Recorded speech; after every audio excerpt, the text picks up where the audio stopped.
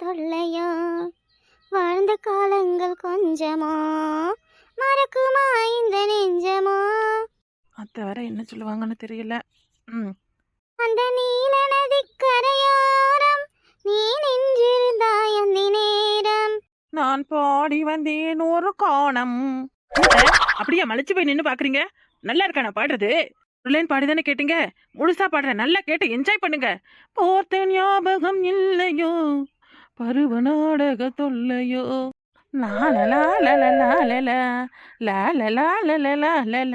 ஐயோ ஐயோ கை கை கை எம்மா எம்மா ஐயோ ஐயோ பாவி பாவி உடை உடை கை உடை கை உடை. என்ஜாய் பண்ணுங்க என்ஜாய் பண்ணுங்க. இதை விட சூப்பரான பாட்டு ஒண்ணு பாடுறேன், கேட்டு எப்படி இருக்குன்னு சொல்லுங்க. அந்த பறவை போல வாழ வேண்டும், இதோ இந்த நதிகள் போல ஓட வேண்டும், ஒரே வானிலே ஒரே மண்ணிலே ஒரே கீதம் உரிமை கீதம் பாடுவோம். ஏய் அம்மா பாவி சண்டால குறுக்க உடைச்சு விட்டாலே.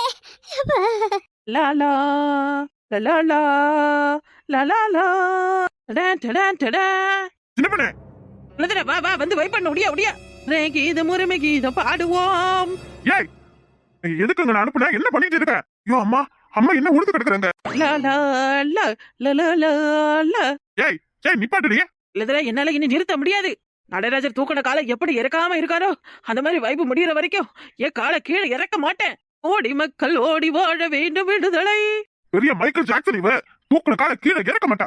நிப்பாட்ட போய் என்ன அம்மா பாரு எப்படி விழுந்து கிடக்குறாங்க. என்னடி பண்ண? அத்தை டான்ஸ் ஆடி ஆடி கழிச்சு போய் ரெஸ்ட் எடுக்கிறாங்க.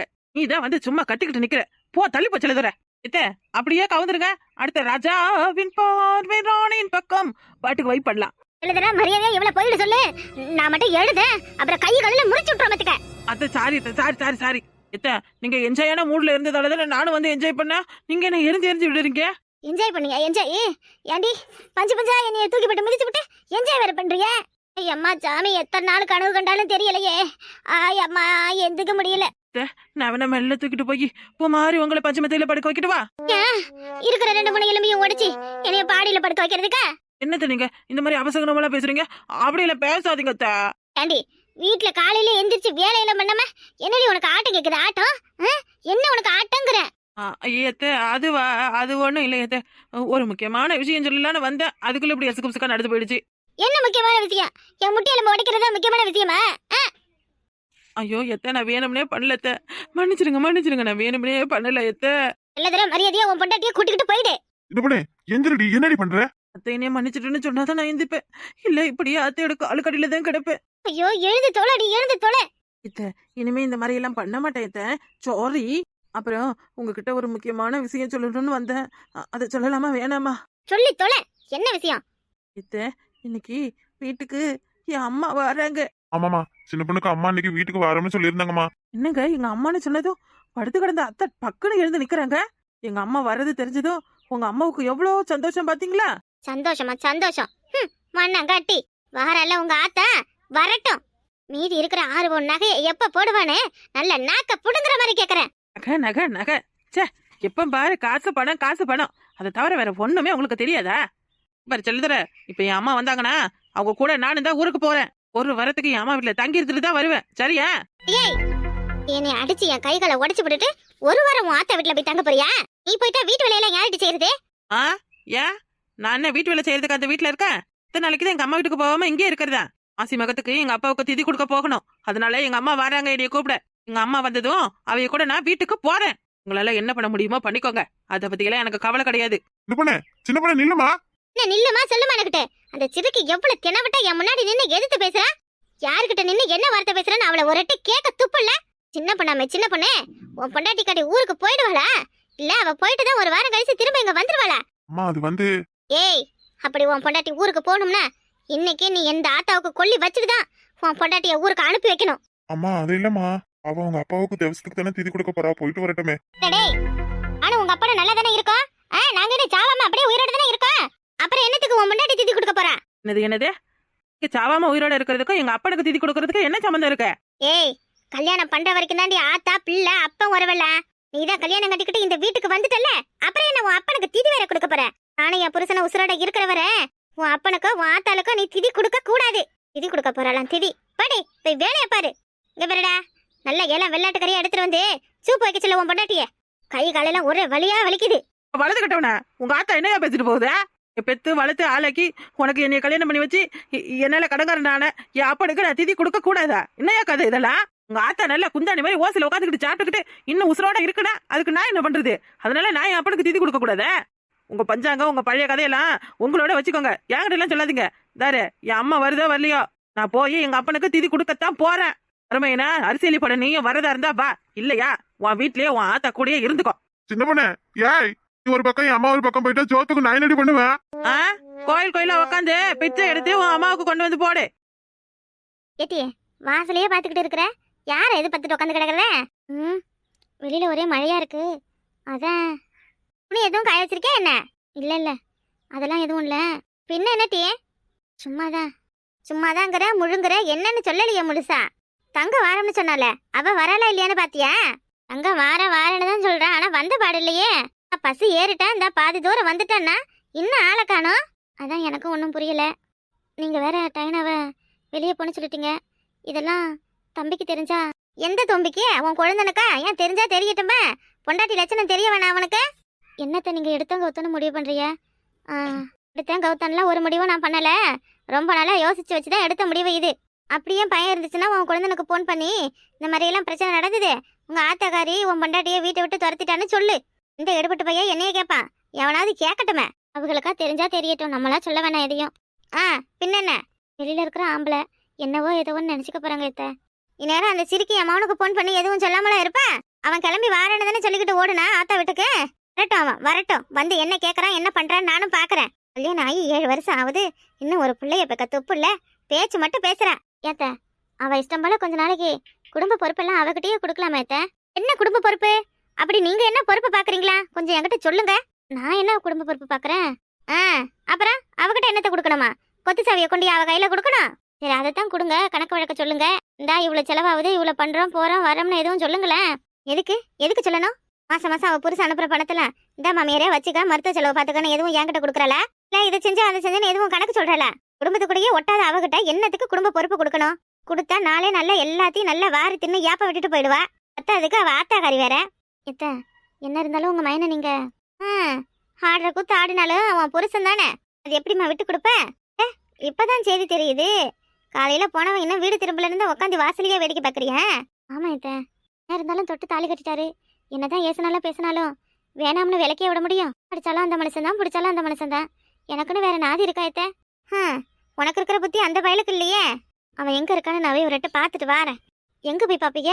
மழையா பெய்யுது, எங்கேயும் போவேன். நீங்க இங்கே இருங்க, அவர் வருவாரு. கோச்சுக்கிட்டு என்ன சீமிக்க போயிட போறாரு. எங்கேயாவது போயிட்டு வரட்டும்டி. என்கிட்ட சண்டம்னா உன்கிட்ட பேசுவோம், உன்கிட்ட சண்டைனா என்கிட்ட பேசுவா. இப்ப நம்ம 2 பேருமே ஆகாதவள் ஆயிட்டோம். யாருக்கிட்ட பேசுறது என்ன பண்றதுன்னு புரியாம எங்கேயாவது புலம்பிக்கிட்டு நிப்பான். இத்தனை வருஷமும் உங்க பிள்ளை இந்த மாதிரியெல்லாம் என்ன எடுத்துரிஞ்சோ இல்ல எடை கூடமாவோ பேசுனது கிடையாது. இப்ப திடீர்னு இப்படி எல்லாம் பேசுறாருன்னா என்ன காரணமா இருக்கும்? நீங்களா இருந்தாலும் சரி, நானா இருந்தாலும் சரி, உங்களுக்கு என்னைய பிடிக்கலனாலோ இல்ல நீங்க பண்றது எனக்கு பிடிக்கலனால தானே குறை சொல்லிக்கிட்டு இருப்போம். நீ என்ன நான் என்ன யாரா இருந்தாலும் இப்படித்தான். எவ்வளவு நெருக்கமானவங்களா இருந்தாலும் அவங்க பண்ற ஒரு விஷயம் பிடிக்கலன்னா அது கோவமா தானே மாறும். அப்ப அவருக்கு பிடிக்காததான் நான் என்ன பண்றேன்? அது உனக்கும் உன் புருஷனுக்கும் உள்ளது. என்கிட்ட வந்து கேட்டா எனக்கு என்னடி தெரியும்? டைனவை எதுவும் பிரிச்சு பாக்குறேனா இல்ல உங்ககிட்ட எதுவும் மழை இல்லாத நடந்துக்கிறேனா? என்கிட்ட கேட்கறதுல புண்ணு இல்லதாயி. என்னாண்டு நீ கேட்கணும்னா உன் புருஷன்கிட்டயே கேளு. நான் இன்னைக்கு இல்ல எப்பவும் சொல்றதுதான், எதுவா இருந்தாலும் ஒருத்தர் விட்டு கொடுத்து போங்க. எதுவா இருந்தாலும் மனசு விட்டு பேசிக்கோங்க. அப்புறம் இன்னொரு விஷயம், இந்த சண்டை தான் உங்க 2 பேருக்கும் விளக்கம் தீக்கிற என் கடைசி சண்டையா இருக்கணும். இனி நீயோ உன் புருஷனோ அடிச்சுக்கிட்டாலும் சரி வெட்டிக்கிட்டாலும் சரி நான் வரமாட்டேன்பா. ஏன் அப்படி சொல்றிய? ஏன் அப்படி சொல்றேனா? ஆமா, 2 பேருக்கும் இடையில நடக்கிறத 3ஆவதா நான் வந்து மூக்கு நடிச்சு அப்புறம் அதுவே உங்களுக்கு ஒரு பிரச்சனையா ஆச்சுன்னா எல்லாத்துக்கும் காரணம் நான் தானே. என் மேல பழைய தூக்கி போட மாட்டீங்களா? இப்ப நான் வராட்டி இருந்தா உன் புருஷ உன்னைய பேசினதுக்கு நீ அவனை திரும்ப பேசிட்டு பொழுது சாயறதுக்குள்ள 2 பேரும் ஒண்ணுமண்ணு ஆயிட போறீங்க. ஆனா இடையில இப்ப நான் இருக்கிறதால என்ன நினைப்பீங்க? ஐயோ அம்மா நம்மள இப்படி கேட்டுட்டாங்களேன்னு அவன் அவங்ககிட்ட பேசுறத நிப்பாட்டிக்குவான். ஐயோ அத்தை நமக்காக சப்போர்ட் பண்றாங்களேன்னு நீ அவங்ககிட்ட பேசுறத நிப்பாட்டிடுவேன். எனக்காக நீங்க 2 பேரும் பிரியிற மாதிரி ஆயிடும். எனக்கு எதுக்குமா அந்த வம்பு? எப்படி இந்த மாதிரி எல்லாம் உங்களால யோசிக்க முடியுது? இப்படி எல்லாம் எனக்கு ஒரு நாளும் யோசனை வந்ததே கிடையாது.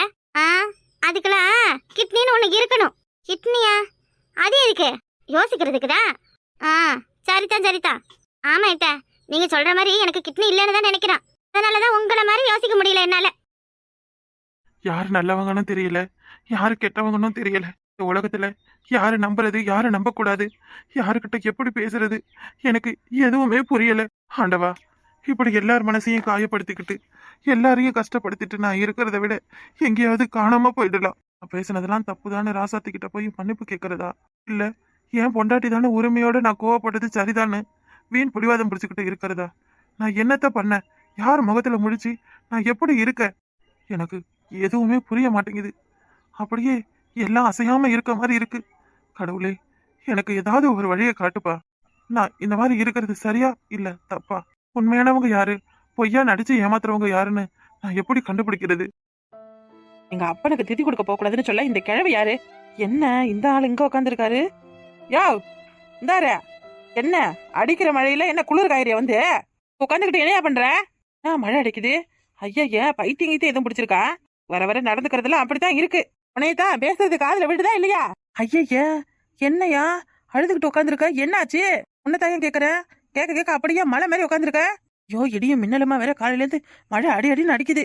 எந்திரியா முதல்ல எந்திரு. இல்லம்மா, விடுமா என்னைய, நான் எங்கேயும் வர விரும்பல.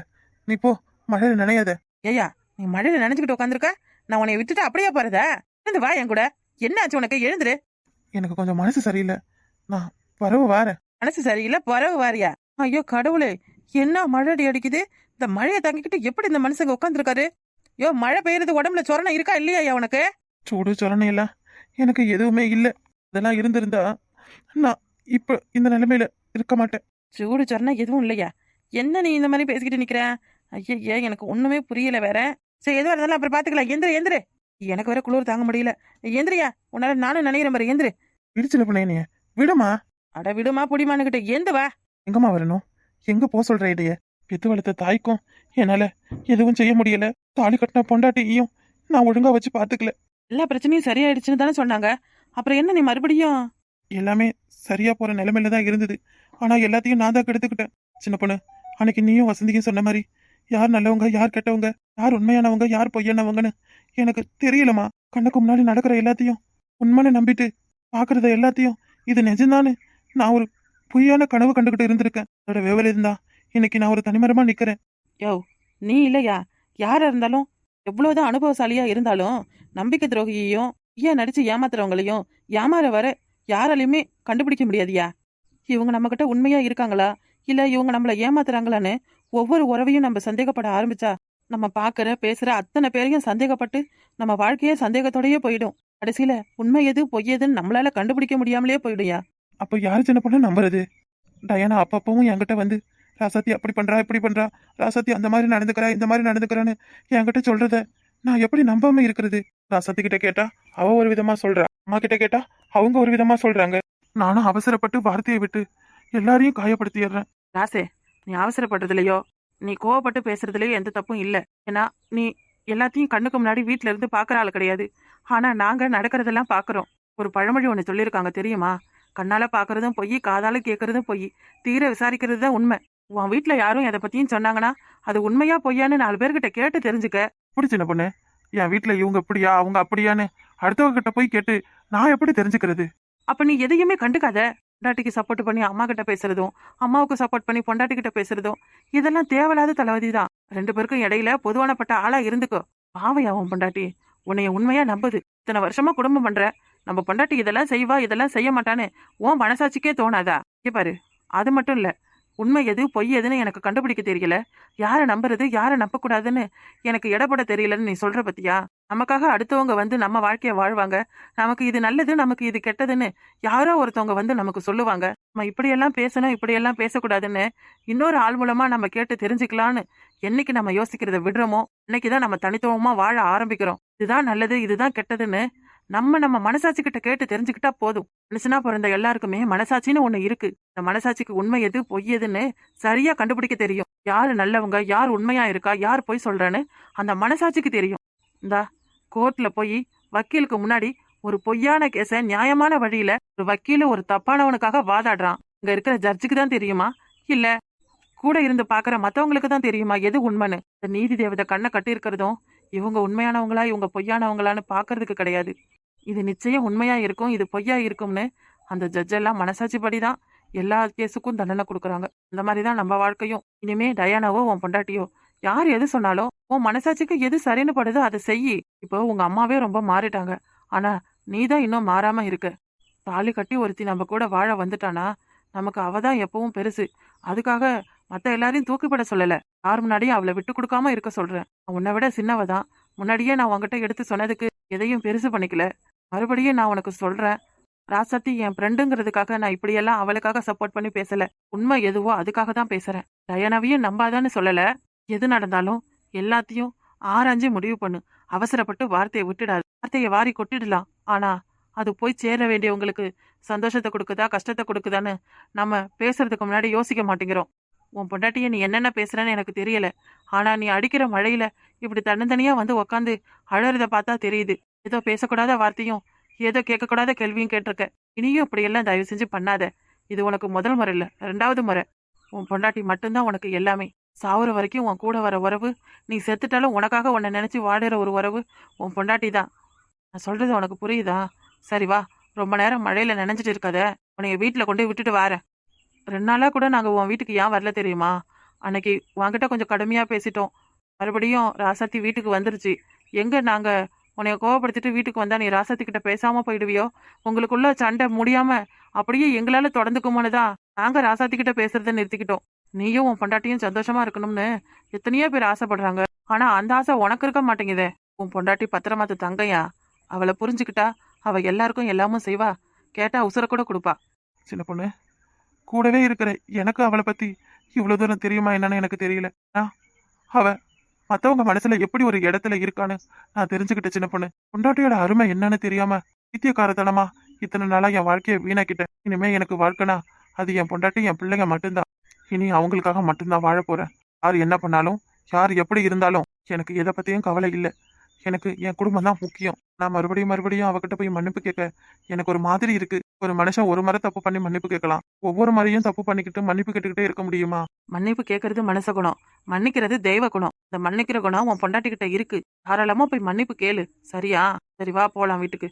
மழையில ரொம்ப நேரம் நனைஞ்சு மேலுக்கு எதுவும் முடியாம போயிட போகுது. எனக்கு ஒண்ணுனா உன் பொண்டாட்டி தாங்காது. உன் பொண்டாட்டிக்கு நீனா உசுரியா? நீ தான் அதை மதிக்க கூட மாட்டேங்கிற.